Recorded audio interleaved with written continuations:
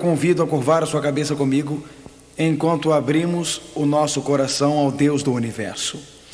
Pai Celestial, obrigado pelo livro de Apocalipse. Obrigado pela mensagem clara que estamos vivendo nas últimas horas da terra.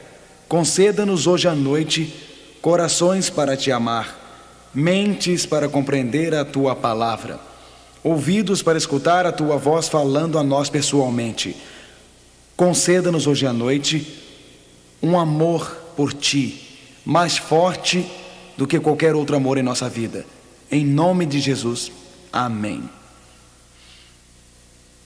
O tema desta noite é intitulado Enfrentando o Juízo do Apocalipse. Como encarar este julgamento com confiança? Ele foi chamado de julgamento do século. Dezenas de milhares de americanos, homens e mulheres por todo o mundo, assistiram o julgamento de um ano. Uma personalidade famosa do esporte, O.J. Simpson, estava sendo julgado pelo assassinato de duas pessoas, sua esposa, a antiga esposa, Nicole Brown Simpson, e Ron Goldman. As cenas são bem conhecidas para nós que moramos nos Estados Unidos, e elas se tornaram cenas bem conhecidas ao redor do mundo. A personalidade foi absolvida. O juiz Lance Ito, o juiz que estava presidindo o caso, o acusado O.J. Simpson. Os advogados da defesa também se tornaram nomes muito conhecidos nos Estados Unidos e em todo o mundo. Muitas pessoas perdiam horas todos os dias assistindo ao julgamento. Provavelmente nenhum julgamento na história dos Estados Unidos polarizou tanto a nação quanto este julgamento. Marcia Clark, a procuradora assistente do Distrito de Los Angeles, era uma das promotoras públicas. E, novamente, os Estados Unidos prestaram atenção nas alegações. As alegações eram notícia nos jornais do outro dia. Escutamos enquanto Johnny Crockett deu suas réplicas. A nação estava com a atenção presa. Na verdade, milhares de jornalistas se agruparam em Los Angeles para o julgamento. Existiam repórteres no tribunal. Existiam os estenógrafos. Existiam os jornalistas da mídia. Quando o julgamento final foi dado, existiram aqueles que gritaram de alegria, outros choraram. A atenção foi focalizada para o que foi chamado o julgamento do século. Este caso, na verdade, prendeu a atenção de milhares e milhões de pessoas. Erga seus olhos da terra, não para o julgamento do século, mas para o drama das eras. Erga seus olhos de um tribunal terreno para um celestial e para o livro de Apocalipse. A Bíblia diz: e vi outro anjo voar pelo meio do céu, e tinha o evangelho eterno para o proclamar aos que habitam sobre a terra, e a toda nação e tribo e língua e povo. Milhares, talvez milhões de pessoas assistiram ao julgamento de O.J. Simpson, mas dezenas de milhões, talvez bilhões, serão atraídos pelo julgamento celestial. A Bíblia diz que uma mensagem passará por todas as nações, por todas as tribos, para todos os grupos linguísticos, para todos os povos, dizendo: com que tipo de voz? Que tipo de voz, Orlando? Com grande voz, dizendo com grande voz. Dizendo com grande voz: temei a Deus e dai-lhe glória, porque é vinda a hora do seu juízo. Apocalipse 14, versos 6 e 7. A hora do juízo de Deus está chegando. O tempo determinado para o julgamento de Deus está chegando. Aqui não é uma sessão da corte terrena, não é o julgamento do século. A corte celestial senta. Este é o julgamento das eras. Este é o drama final na história do mundo. a controvérsia entre o bem e o mal é finalmente, inteiramente, completamente decidida. O destino de toda a humanidade será decidido, não aqui num julgamento terreno, mas no julgamento das eras no céu. Daniel olhou para o alto e viu aquela cena da sala do tribunal em Daniel 7, verso 13. Ele disse: eu estava olhando nas minhas visões da noite, e eis que vinha nas nuvens do céu um como o filho do homem, e dirigiu-se ao ancião de dias, e o fizeram chegar até ele. Você vê esta cena em sua mente? Daniel olha dentro do céu e vê a suprema corte celestial se assentando. Ele vê 10.000 vezes, 10.000 seres, querubins e serafins e seres angélicos apresentando-se na corte celestial. Ele vê o ancião de dias, o Pai assentado, e ele vê o Filho do Homem vindo com as nuvens do céu para o Pai. Pai e Filho se sentam. A suprema corte do universo reuniu-se. Eu continuei olhando, até que foram postos uns tronos, e um ancião de dias se assentou. O seu vestido era branco como a neve, e o cabelo da sua cabeça como a limpa lã. O seu trono chama de fogo.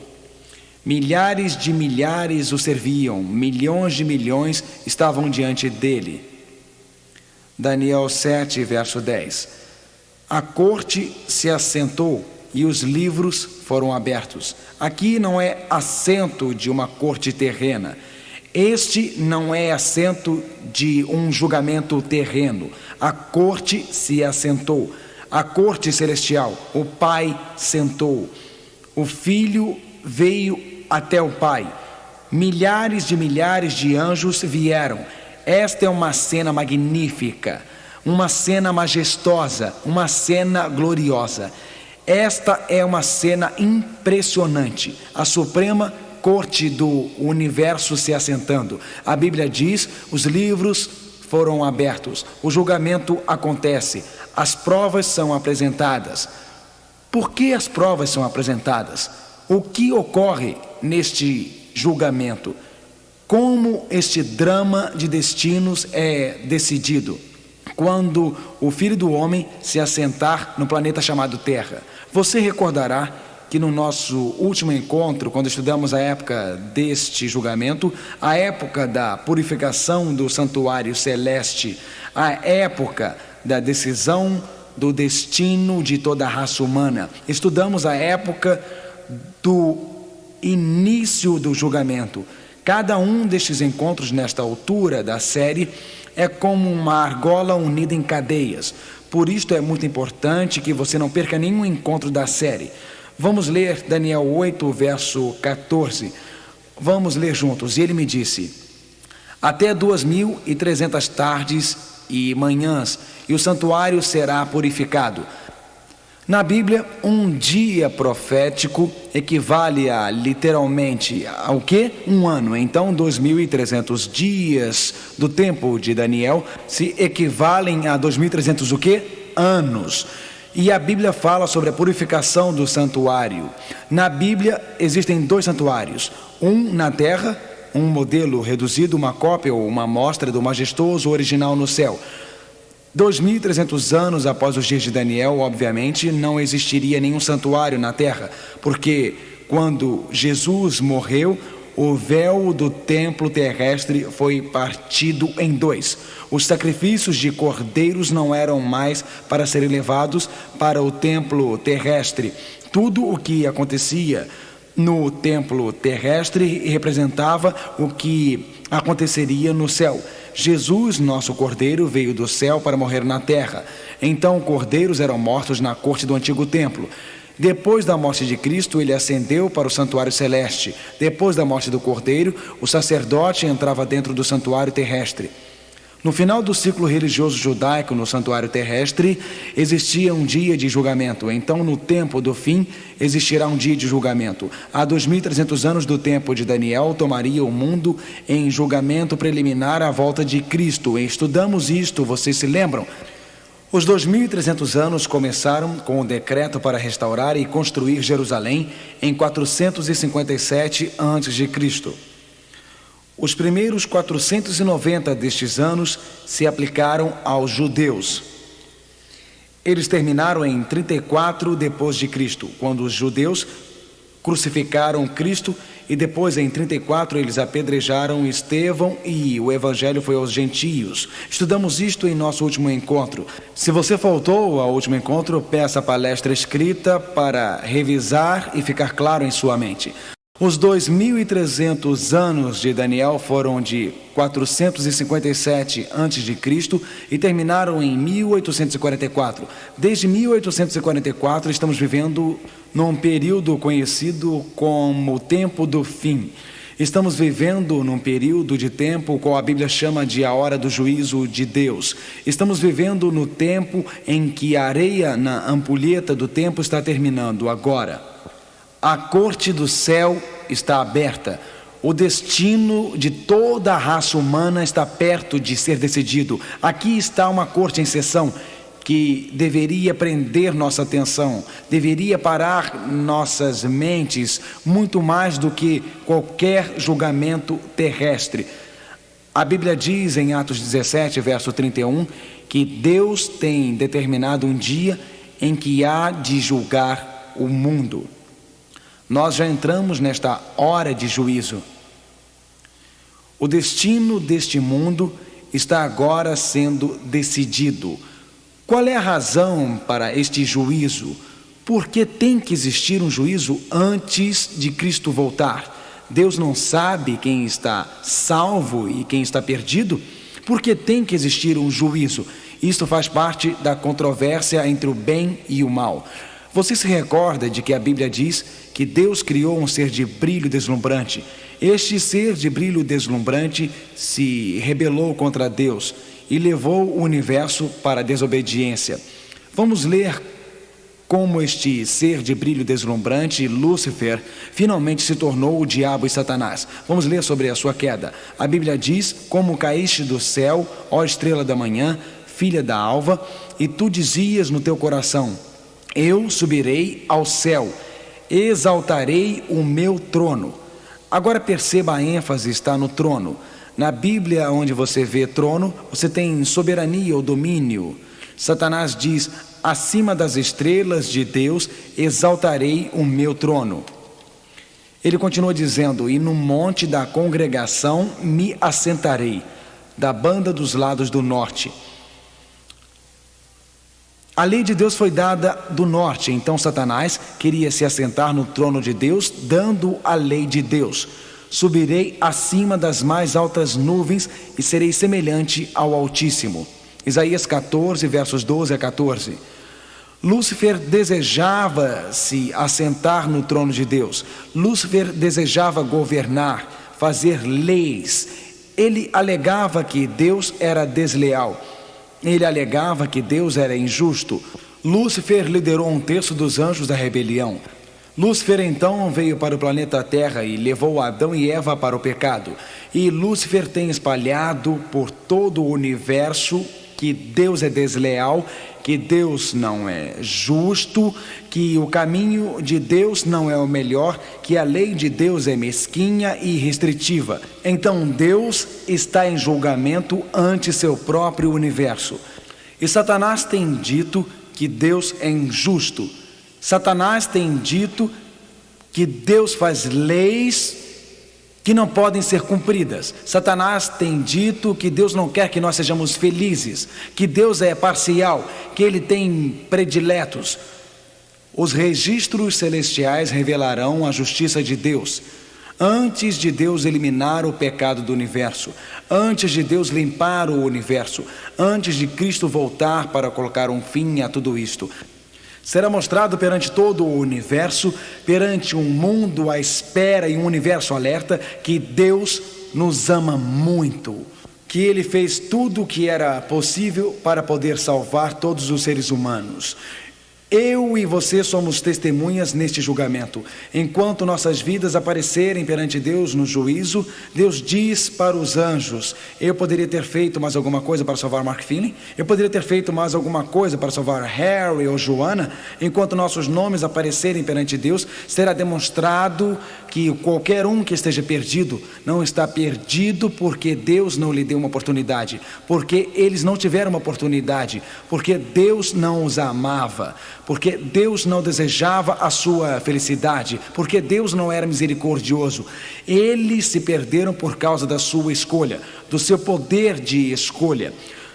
Quando Jesus criou a raça humana, Ele não nos criou como uma espécie de poeira cósmica na multidão, mas Ele nos criou como indivíduos. Ele criou cada um de nós com a capacidade de escolha. Ele criou todos nós com a oportunidade de fazer escolhas racionais e morais. O poder de escolha é o maior poder que cada um de nós possui. E a Bíblia diz que o juízo pedirá conta de como usamos o poder de escolha para nós mesmos. Você está salvo ou perdido? Está nas suas mãos. O destino da salvação da sua alma não está no meio ambiente, não está na sua hereditariedade ou no que está ao seu redor, mas o seu destino é determinado pelas suas escolhas. A Bíblia ensina a realidade do juízo. Romanos 14, verso 12, leiam juntos, por favor. De maneira que cada um de nós dará conta de si mesmo a Deus. De maneira que cada um de nós, a Bíblia ensina a realidade do juízo. Cada um de nós dará conta de si mesmo a Deus. Alegre-te, mancebo, na tua mocidade. Recrie-se o teu coração nos dias da tua mocidade. Eclesiastes 11, verso 9. E anda pelos caminhos do teu coração e pela vista dos teus olhos. Sabe, porém, que por todas estas coisas te dará Deus a juízo. A Bíblia ensina a universalidade do juízo. A Bíblia ensina que todo ser humano tem um caso pendente no tribunal de Deus. Somos responsáveis pelas nossas escolhas. Somos responsáveis pelas nossas ações. Somos responsáveis pelas nossas decisões. A magnitude deste juízo, o juízo penetra na nossa vida pessoal. A Bíblia diz, Eclesiastes 12, verso 14, porque Deus há de trazer, quais são as próximas palavras? O juízo a toda a obra, e até tudo o que está encoberto, quer seja bom, quer seja mal. Não existe nada secreto para Deus. A vida dupla trancada no armário, os valores duplos são lançados, abertos ante o deslumbrante Deus Santo. Senhor, você pode esconder alguma coisa da sua esposa, mas não pode esconder de Deus. Você pode esconder alguma coisa de seu esposo, Senhora, mas não pode esconder de Deus. A Bíblia diz que trará a juízo toda coisa secreta em seus momentos de privacidade. Senhor, o que você está lendo? Em seus momentos de privacidade, Senhor, o que está assistindo? Senhora, na cidadela da sua alma, o que você ama? A Bíblia diz em Hebreus 4, verso 13, e não há criatura alguma encoberta diante dele. Antes de todas as coisas estão nuas e patentes aos olhos daquele com quem temos de tratar, sem fingimento, sem engano. Você pode parecer decente no exterior, Senhor. Você pode parecer honesto em seu terno listrado, segurando sua pasta enquanto vai para o escritório. Mas se você está realizando negócios trapaceiros e desonestos, a Bíblia diz que todas as coisas estão nuas e patentes aos olhos daquele com quem temos de tratar. Apareceremos perante o tribunal de Deus, não como fingimos ser, mas como nós realmente somos. Apareceremos perante o tribunal de Deus sem o nosso porte, sem o nosso exterior, mas Deus sabe exatamente a verdade. Algum tempo atrás, em um cinema que estava totalmente lotado, o filme parou. As luzes foram acesas e este anúncio foi espalhado pelo cinema. Você leu nos jornais a respeito? O anúncio foi este: Se existe alguém aqui com a mulher de outro homem, é melhor você sair rápido, porque seu marido acabou de entrar com uma arma para atirar em você. 17 casais se levantaram e correram porta fora. Isto seria divertido se não fosse tão trágico.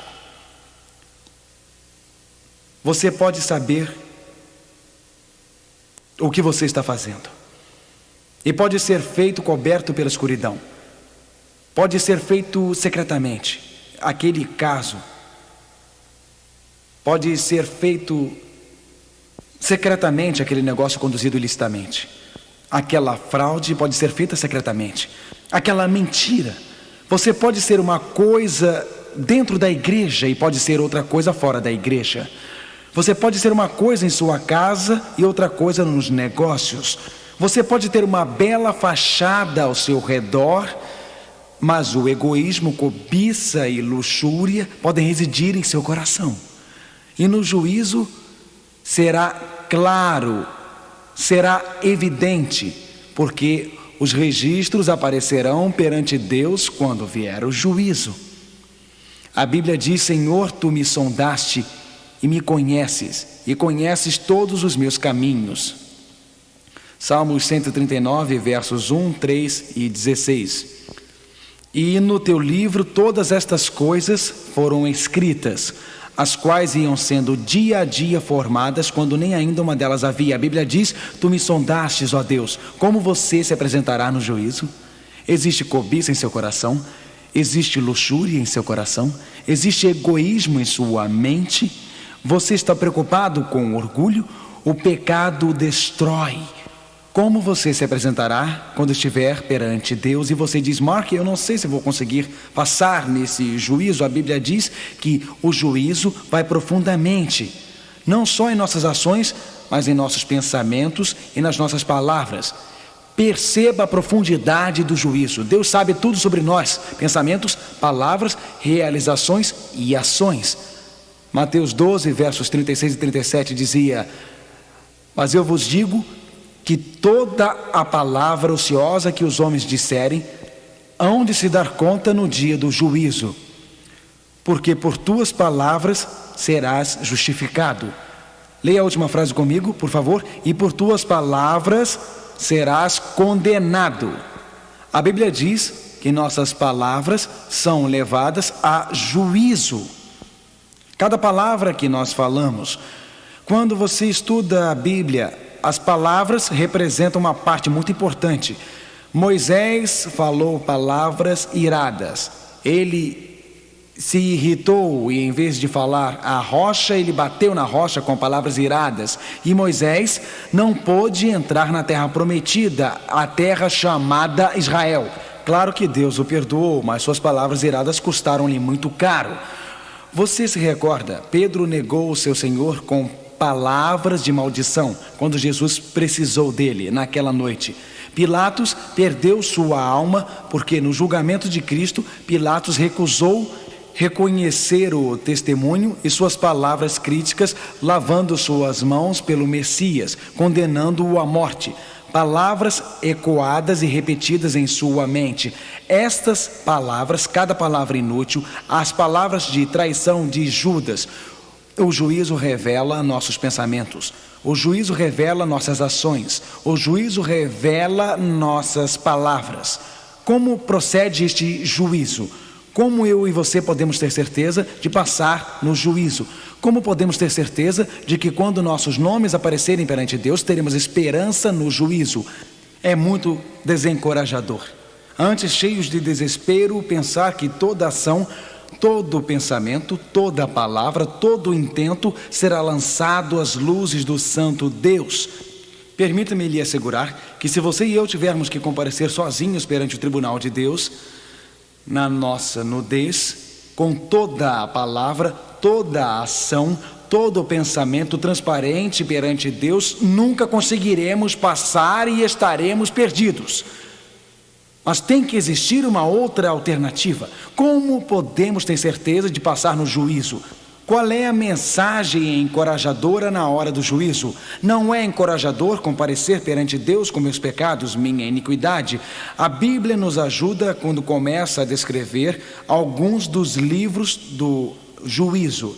A Bíblia diz: então aqueles que temem ao Senhor falam cada um com o seu companheiro, e o Senhor atenta e ouve. E há um memorial escrito diante dele para os que temem ao Senhor e para os que se lembram do seu nome. Malaquias 3,16. As boas novas do juízo são que tudo está registrado, não apenas as ações erradas, mas você sabe, a Bíblia também diz que aqueles que falam palavras bondosas e amáveis, isto é registrado. Aqueles que fazem escolhas positivas, então existem palavras de encorajamento que falamos para outras pessoas. Existem palavras de esperança que falamos às outras pessoas. Palavras de alegria, você pode nem pensar nisso, mas está tudo registrado nos registros de Deus. Aquela esperança que você partilhou, aquela felicidade que você trouxe. Existem palavras de coragem, elas estão todas registradas lá no juízo celestial. Sim, aquele ato desinteressado, aquele ato bondoso, estão todos registrados lá. Aquelas palavras de fé, orando com outra pessoa, levando alguém a conhecer Jesus. Estas palavras de esperança, alegria, encorajamento, fé e confiança, elas estão todas registradas no juízo de Deus. Além disso, para o juízo ser justo, ele precisa registrar não só as nossas boas ações e más ações, mas precisa registrar algo sobre nossa formação, sobre nosso ambiente, algo sobre as lágrimas de nossa vida e das dificuldades, porque as pessoas são criadas em circunstâncias diferentes, com uma formação diferente. A Bíblia diz em Salmos 56, verso 8: põe as minhas lágrimas no teu odre, não estão elas no teu livro? Cada lágrima derramada por um casamento fracassado, cada lágrima derramada por um filho, toda tristeza experimentada por causa da solidão, desânimo, depressão, está registrada lá. Põe as minhas lágrimas no teu odre, não estão elas no teu livro? Deus sabe aquela tristeza, Deus sabe as circunstâncias difíceis da sua vida. Deus sabe, como diz a Bíblia, do poço onde você foi retirado. Deus sabe que você tem vivido naquele apartamento apertado, 4, 5 pessoas em um quarto. Ele conhece a pobreza, o desânimo, o pesar do seu coração, a sua tristeza. Deus sabe das suas lágrimas, sabe do seu desapontamento. Está tudo registrado lá. O que eu realmente sou, minhas lutas, meus conflitos, minhas alegrias, minhas tristezas, as boas ações, os atos maus, tirando a fachada, a parte que todos veem, fica o que eu sou, o autêntico eu, o eu genuíno, o verdadeiro eu. Isto é o que parece perante o trono divino. Ele sabe onde eu nasci, ele sabe da minha formação, ele conhece as minhas alegrias, ele conhece minhas tristezas. Então você pergunta: como ter certeza de ser aprovado no juízo? São as boas ações pesadas contra as más? Se eu tiver 5.192 boas ações e somente 5.191 más ações, será que Deus as pesa numa balança? Não há nada mais distante da verdade. Vamos examinar os registros divinos e um livro em particular. Claro que nossas boas ações estão registradas, claro que nossas más ações também refletem o que somos. Elas refletem nossas decisões, refletem nossas escolhas. Mas aqui está o livro mais importante de todos, o que a Bíblia menciona. Aqui está um livro da Bíblia. Se o seu nome estiver escrito nele e permanecer, você estará eternamente salvo. Se o seu nome não estiver nele e nunca for escrito nele, você estará eternamente perdido. Aqui está o livro. A decisão de pôr o seu nome nele sela o seu destino. A Bíblia diz em Apocalipse 21, verso 27, ela o chama de o livro da vida do Cordeiro. O Cordeiro é Jesus. Este é o livro em que Jesus tem os nomes dos que viverão eternamente. Agora, segundo a Bíblia, existem apenas duas classes: os salvos e os perdidos. Agora, hoje existem pessoas que são totalmente por Cristo e existem pessoas totalmente contra Cristo, e existe aquela classe intermediária. Mas segundo o Apocalipse, esta classe irá para um lado ou para o outro, por Cristo ou contra Cristo. A Bíblia diz que haverá uma colheita final. E na colheita final, em Apocalipse 22, verso 11, diz: quem é injusto, faça injustiça ainda. E quem é justo, faça justiça ainda. Duas classes, o justo e o injusto, o reto e o iníquo. A classe intermediária que não havia se decidido está agora se decidindo a favor ou contra Cristo.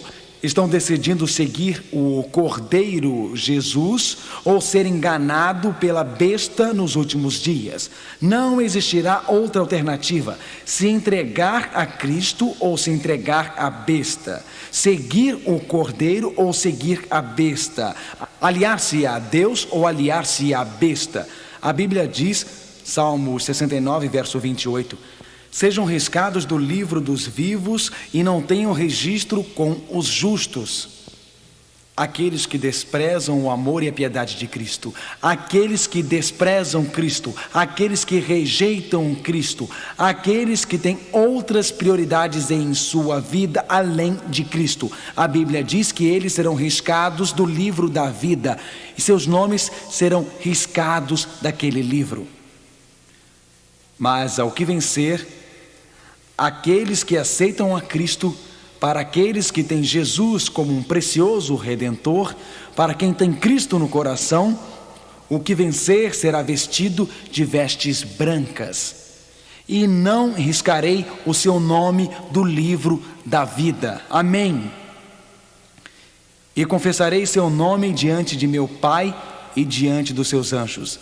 A questão é, se apareço no tribunal de Deus com a minha luxúria, meu orgulho, minha ganância, e apareço lá no tribunal de Deus com meus pecados, e eu estarei riscado do livro de Deus e para sempre perdido. Ou se apareço em humildade e os registros de minha vida aparecem lá com Jesus, e Jesus se apresenta e diz: este é um dos meus.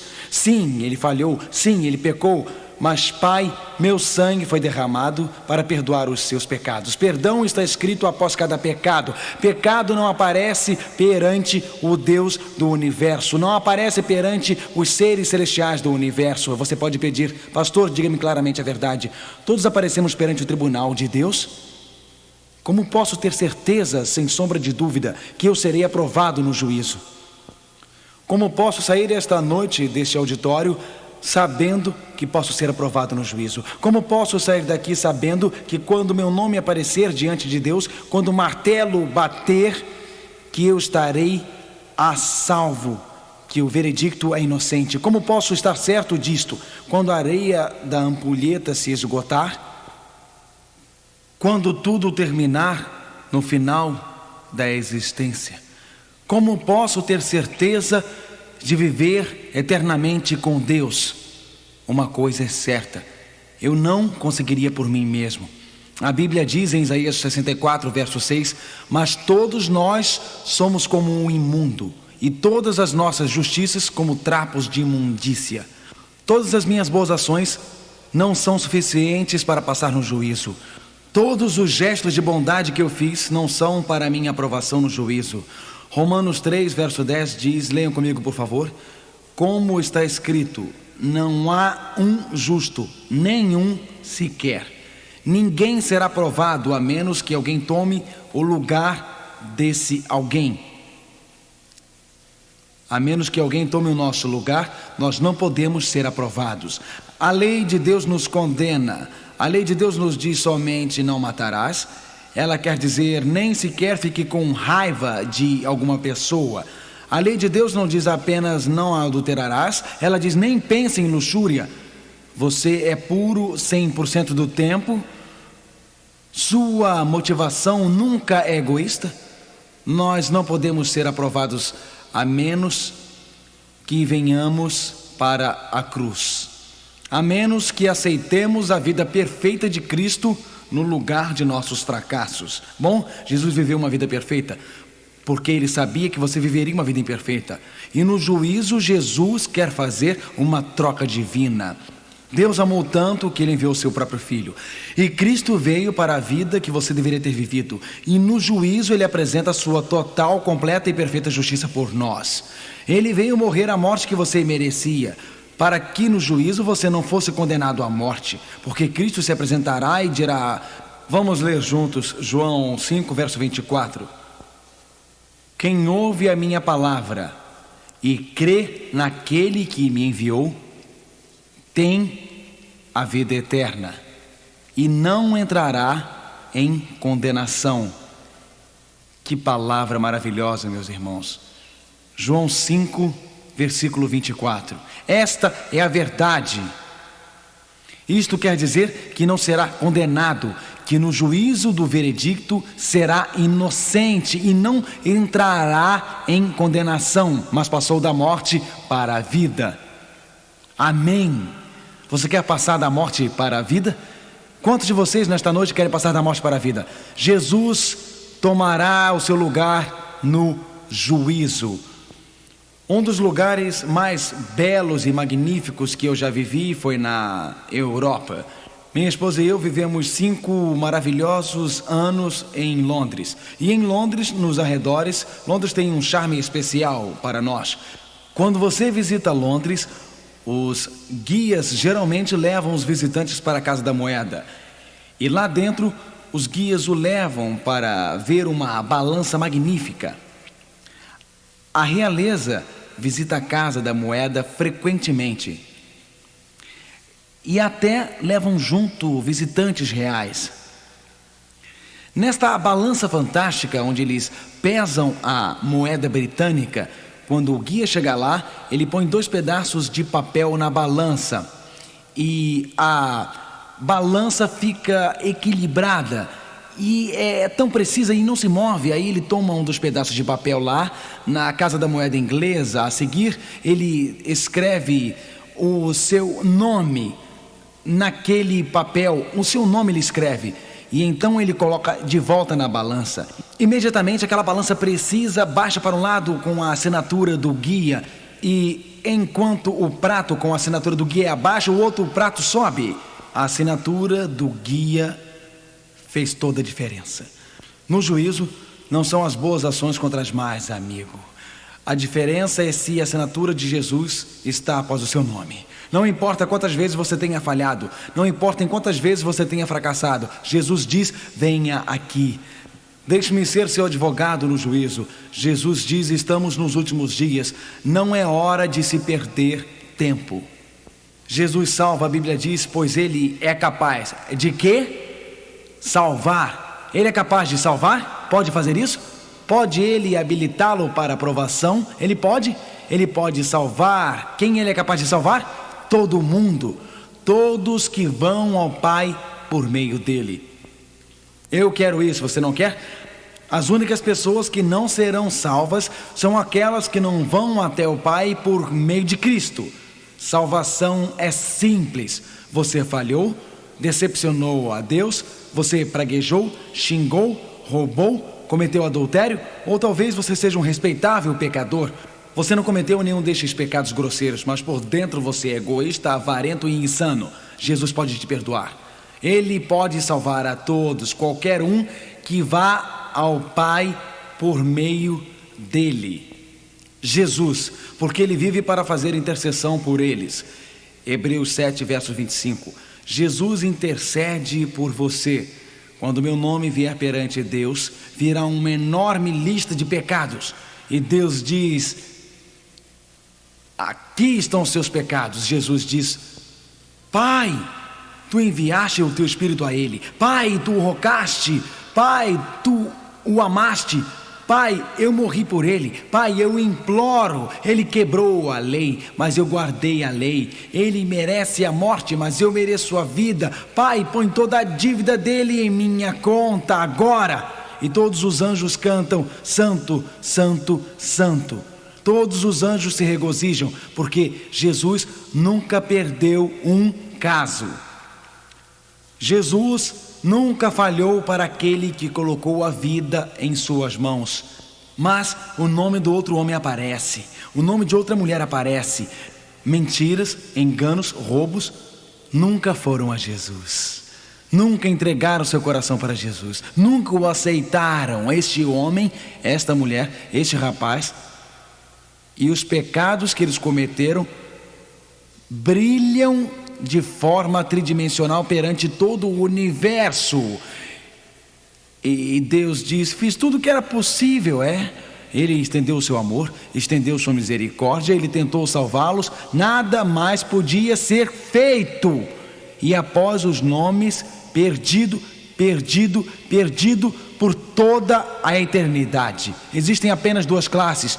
A Bíblia diz em 1 João 2, verso 1: temos um advogado para com o Pai, alguém que é por nós, alguém que nunca perdeu um caso, Jesus Cristo, o justo. Eu quero que Jesus me represente no juízo. E quando meu nome for chamado perante o universo, quando for revelado que eu quebrei a lei de Deus e preciso de um Salvador, eu preciso de um Redentor. Quando a vida acaba, quando estamos doentes numa cama, deitados, não faz nenhuma diferença quanto dinheiro tem no banco. Não faz nenhuma diferença quanto é a sua herança. Quando você estiver respirando o seu último fôlego, só uma coisa importa: minha vida em Cristo. Eu tomei a decisão mais importante da minha vida: servir a Cristo.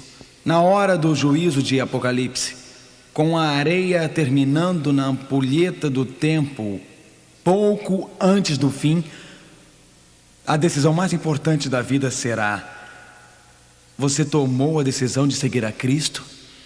Você está escondendo algum pecado em sua vida? Se agarrando a pecados em sua vida? Existem coisas das quais não quer se separar? Olhe, Deus não pode perdoar nenhum pecado que eu escolho conscientemente me apegar. Deus não pode perdoar nenhum pecado que eu goste tanto que não irei confessá-lo. Somente quando vou a Ele, confessando os meus pecados. Somente quando vou a Ele, nesta última hora da história da terra, arrependido dos meus pecados. Somente quando vou abrindo o meu coração a Ele, Ele pode salvar-me na hora do juízo. A Bíblia diz que o tempo é curto. A Bíblia diz que agora é a hora. Apocalipse 22, verso 12: e eis que cedo venho, e o meu galardão está comigo para dar a cada um segundo a sua obra. Jesus está voltando para distribuir o galardão, e nesse momento as decisões que fazemos estarão decidindo o nosso destino eterno. Steve foi criado num lar cristão, estudou numa escola cristã, e a mãe de Steve era fiel e levava Steve à igreja quando era pequeno.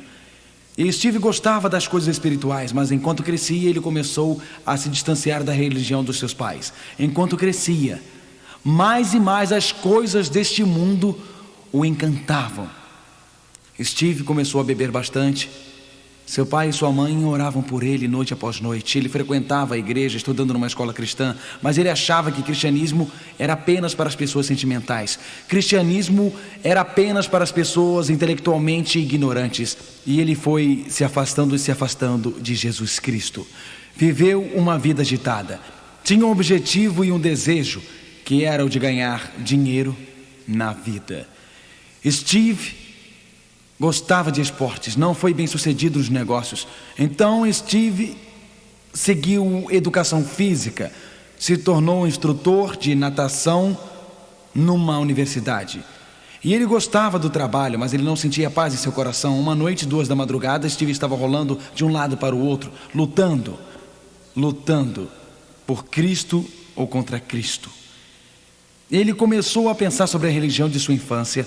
As orações da sua mãe estavam tocando seu coração, e ele sabia que havia chegado num ponto decisivo em sua vida. Ele não conseguia dormir, ele estava perturbado. Ele disse: não, eu não quero entregar a minha vida a Cristo. Não, eu não quero andar nos caminhos de Deus. Naquela noite, porém, ele não conseguiu dormir. Então Steve resolveu ir para a piscina da universidade. Ele saltava sempre do trampolim, então ele pensou: eu vou dar alguns saltos de trampolim, eu vou liberar minha atenção, liberar minha ansiedade. Esqueça, não vou entregar tudo a Deus. Esqueça, não vou entregar a minha vida a Cristo. O preço é muito alto. Ele subiu no trampolim E enquanto estava no trampolim, esses pensamentos estavam correndo pela sua cabeça. E ele pensou: se eu estarei mergulhando dentro do pecado, será que devo voltar e entregar a minha vida a Cristo? O que devo fazer? Ele estava nessa terrível angústia mental, nesse terrível conflito interno. Ele pensava nas coisas que poderia tirar ou abandonar, hábitos que teria que colocar de lado. Mas ele pensou no juízo, ele pensou na eternidade, ele pensou na salvação. E enquanto estava no trampolim, esticou as mãos para dar um salto de anjo. A lua estava brilhando atrás dele. E enquanto ele esticava os seus braços, ele formava a silhueta de uma cruz na parede atrás dele. Ele começou a pensar imediatamente no quadro dependurado no seu quarto de infância e adolescência da cruz do Calvário e disse: ó Deus, tu estás dando hoje à noite um sinal do teu amor. Ele desceu daquele alto trampolim e se olhou ao lado da piscina e disse: Jesus, eu estou tomando decisão por ti. Eu não posso ir adiante. A sua alma se encheu de paz aquela noite. Mas então ele pensou, depois de orar: eu estou aqui, então vou aproveitar para nadar. Ele entrou e começou a descer as escadas da piscina. Na metade do caminho estava sem água. Ele desceu até o fundo da piscina e o que ele não viu na escuridão foi que a piscina estava vazia. Se ele tivesse pulado, porque naquele dia estavam limpando a piscina e escoaram toda a água para fora. Se ele tivesse pulado na escuridão, ele poderia ter quebrado o pescoço e morrido. Parado naquele trampolim foi a noite do juízo para Steve. Ele foi salvo naquela noite, porque decidiu entregar sua vida a Cristo, o Cristo vivo. Você pode fazer esta decisão hoje à noite. Se já tomou esta decisão, pode tomá-la de novo. Você pode dizer: Senhor, eu quero alcançar e pegar a tua mão. Você pode dizer: Senhor, eu prefiro ter Jesus a ouro e prata. Eu prefiro ter Jesus a toda a riqueza.